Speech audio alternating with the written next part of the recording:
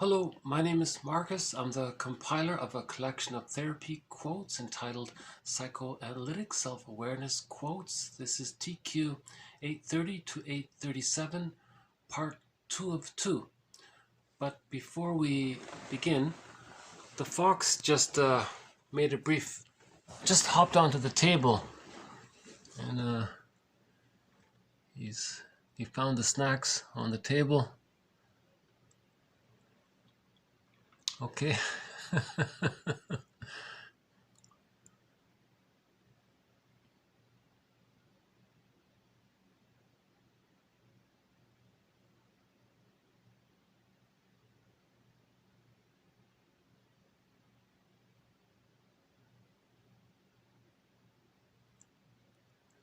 Seems to be quite a young one, right?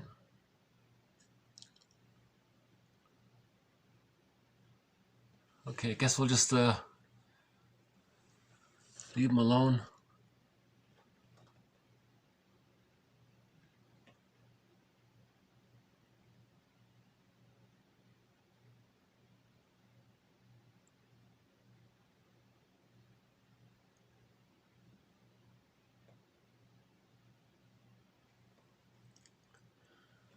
Okay, we'll let him groom himself in peace, and unless he's gonna jump or something.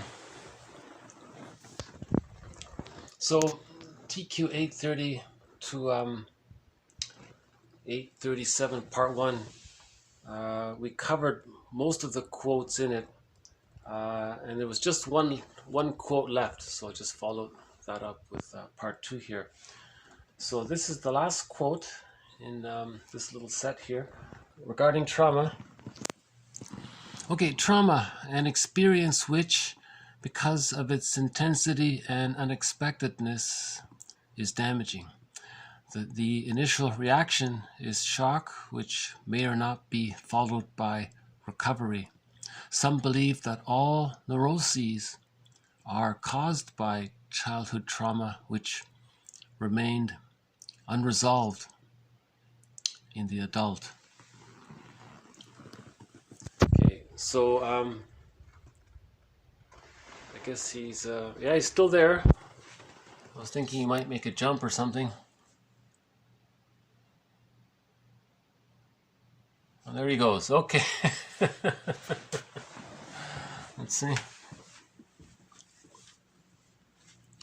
So he's there at the edge there.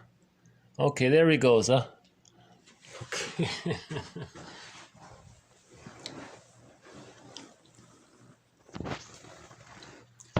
So we've had a video about Philip Bromberg's work. He has 3 very good books about trauma. He defines trauma as an emotional tsunami. It's too much for the person. The person wants to escape, but there's no escape. And the child, for example, would want to flee if the mother's being abusive, but the baby can't. The baby can't put some kind of protective shield if the mother's being impinging or something. So the child is kind of stuck there. So he may disassociate in his mind. His mind may go on flight somehow. So Philip Bromberg's books are very good. His book is called The Shadow of an Emotional Tsunami. The After Effects of an Emotional Tsunami. Right, the book is called The Shadow of the Tsunami. It means the after effects of an emotional trauma. And we had this whole list of phrases and expressions that describe these after effects of trauma. So I highly recommend that video, maybe 2 months ago, I guess. So that's more about, this series isn't too much about situational trauma.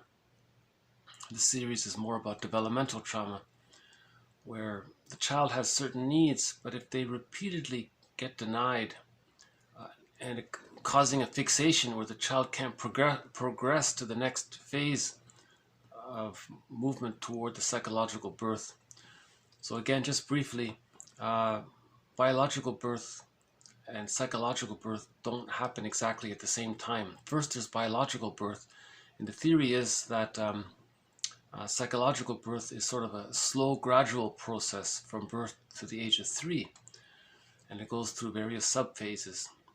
So the first subphase is called the stage of symbiosis, or the stage of undifferentiation, from birth to 6 months. So the child is he's living like he's still in the womb. It's an extended womb. He doesn't know where he ends and his mother begins. But with enough love and comfort, the child hatches out of that symbiotic egg at the age of 6 months. But this hatching process out of this egg is gradual. It goes from 6 months to the age of 3. And then the theory is he achieves a psychological birth, where the image of himself is differentiated from the image of the other. It's called whole object relations. And his life force is more cathected to the image of the self. And at the age of 3, he's internalized enough love and support. And these condensed memories of love form a part of a psychic structure called the holding interject, or the internalized good object. Or sometimes we say ontological security and basic trust. That allows for more of the child's life force to be connected to himself. So when Robert Bly says, "Get the key out from under mother's pillow," he's sort of talking about this life force decathecting from the rejecting image of the mother, or the mother in general, and the life force can be attached to the self.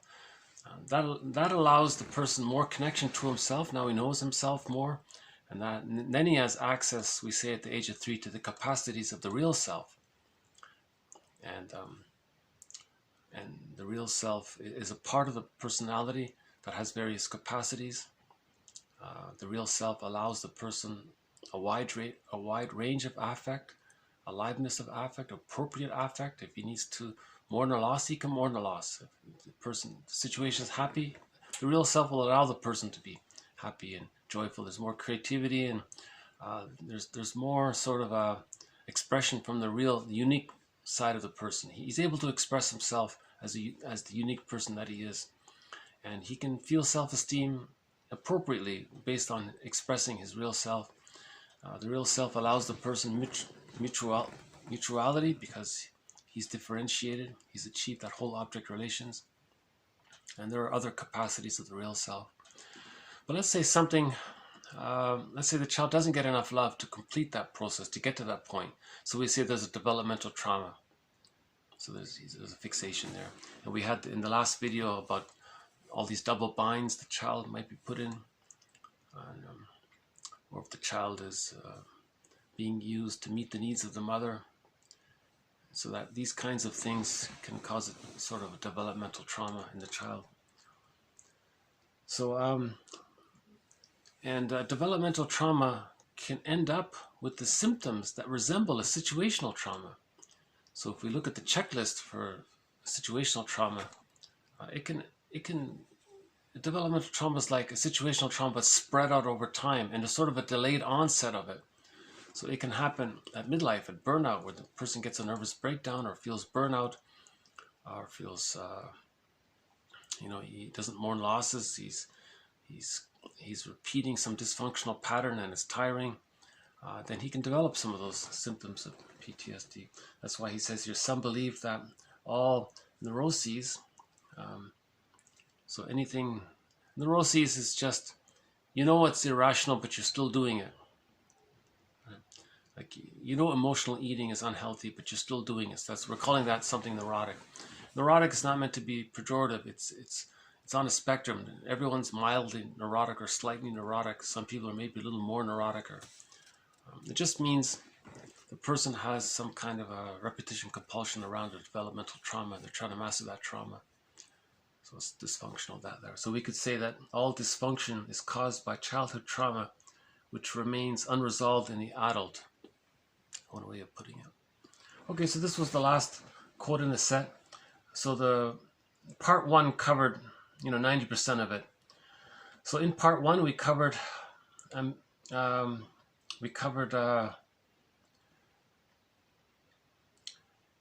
quote about the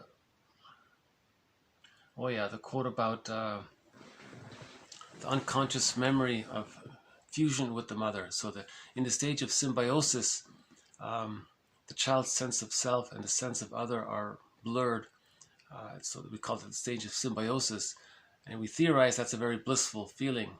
So the baby in the womb, we theorize, is oceanic oneness. He's just, all of his needs are met, and he's one with all that's around him. So there's a theory about that. And the TQ 830 was talking about that there may be some kind of unconscious memory around that. And maybe sometimes under stress, we have that wish to temporarily at least return to that, or feel that kind of blissful, relaxing, wonderful state, you know. And so that was just some reference to that idea of fusion. Okay, TQ 831 talked about, oh yeah, well, since we ended it, why don't we just accompany this little wrap up with the song. We haven't played any songs from Ili Sapi, so we'll just play one of her songs. Her songs are usually quite upbeat. She's got a great album called Traveling Love. That's a great album. A lot of good songs on that album. One of those songs from that album is called The Love You Gave. So I'll just play it in the background here. The song is called The Love You Gave. It's not, and I'll just play it in the background here. So we covered, so we talked about this idea of the blissful state of the image of the self and the image of the other being some kind of blissful state. But in child development, the person will differentiate from the other. Then he knows himself.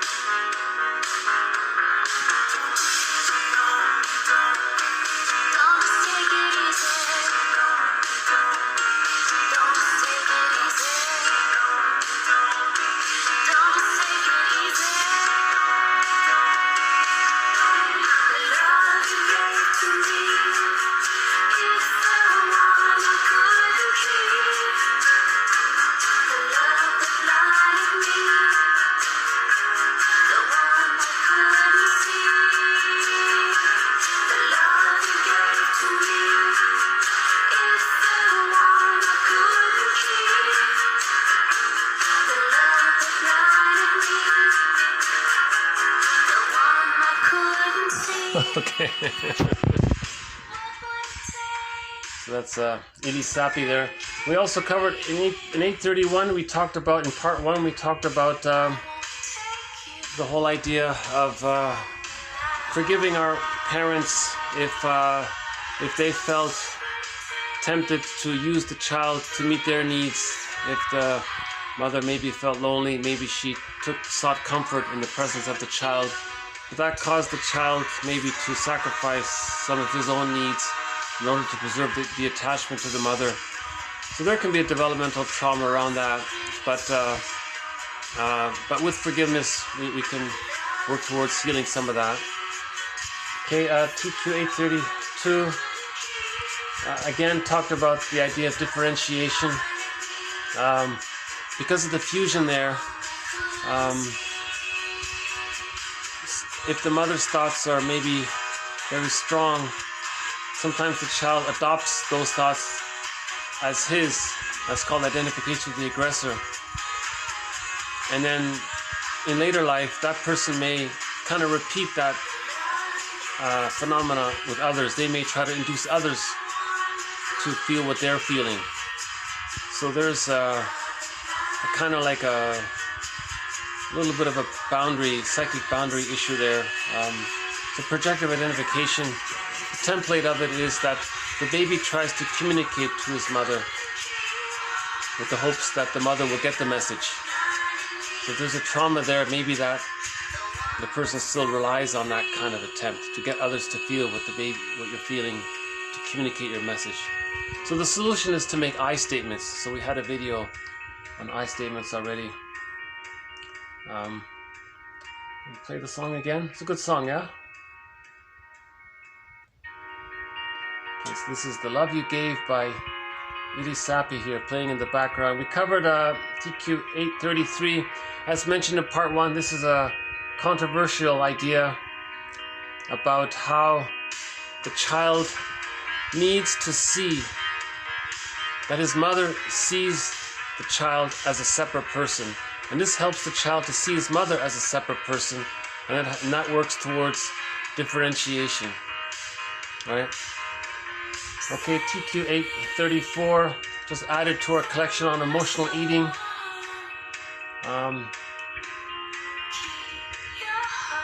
Emotional eating masks and the anxiety of not getting enough love.